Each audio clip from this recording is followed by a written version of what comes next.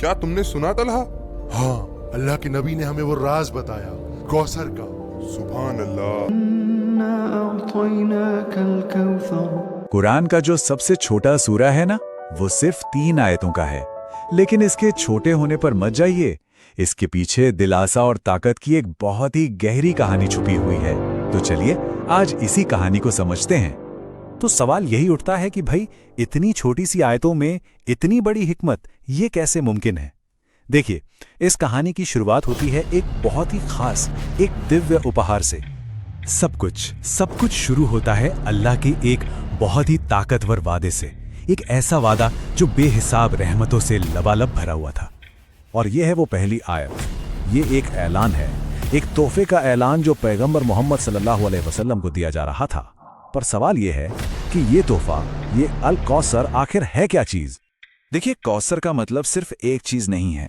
ये बेशुमार अच्छाई, बेहिसाब नेमतें और तो और जन्नत की एक खास नदी, इन सब का प्रतीक है। मतलब ये अल्लाह की तरफ से एक बहुत ही बड़ा इनाम था। लेकिन सोचने वाली बात यह है कि इतना बड़ा वादा वो ठीक उसी वक्त क्यों किया गया? क्योंकि वो दौर जश्न का नहीं था, नहीं, वो तो गहरे दुख का दौर था।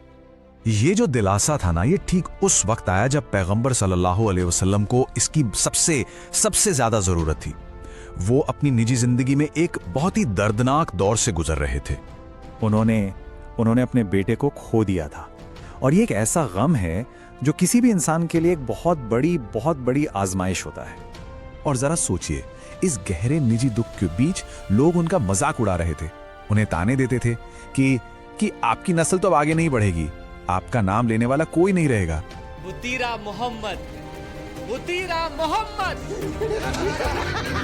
खत्म हो गया मोहम्मद का बेटा, टूट गया मोहम्मद की नस्ल का सिलसिला, अब कोई नहीं उसका नाम लेने वाला। ये तो सीधे जख्म पर नमक छिड़कने जैसा था। लेकिन यहीं पर कहानी एक जबरदस्त मोड़ लेती है।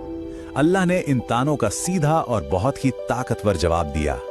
ये आयत ये सीधे उन लोगों के लिए थी जो मजाक उड़ा रहे थे। और जानते हैं, ये एक ऐसा जवाब था जिसने उनके ताने को उन्हीं पर पलट दिया। अल्लाह ने फरमाया, असल में जिसकी नस्ल कट गई है वो नहीं, बल्कि तुम्हारा दुश्मन ही है जिसका नामो निशान मिट जाएगा। ये एक शानदार मिसाल है कि अल्लाह कैसे पूरे हालात को पलट देता है। तो इस तारीखी कहानी से हम सब के लिए क्या सबक मिलता है? और यकीन मानिए, ये सबक आज भी उतना ही मौजू है। यही तो इस सूरा का निचोड़ है कि जब भी जिंदगी में कोई मुश्किल आए, लोग ताने दें या दिल में कोई गम हो, तो शिकायत करने के बजाय अल्लाह का शुक्र अदा करें। ये हमें हमारी नेमतों को याद दिलाता है। और कमाल की बात यह है कि ये सूरा शुक्र अदा करने के 2 बड़े प्रैक्टिकल रास्ते भी बताती है। एक, अपने रब की नमाज पढ़ो, और दूसरा, उसकी राह में कुर्बानी करो। तो ये सिर्फ एक एहसास नहीं है, बल्कि ये तो ईमान और शुक्रगुजारी का एक अमल है। और बस यही इस सूरह की असली खूबसूरती है। सिर्फ 3 छोटी आयतों में ये उम्मीद, ताकत और अल्लाह पर भरोसे का एक पूरा समंदर समेटे हुए है। ये एक ऐसा सवाल है जो हम सबको सोचने पर मजबूर कर देता है ना?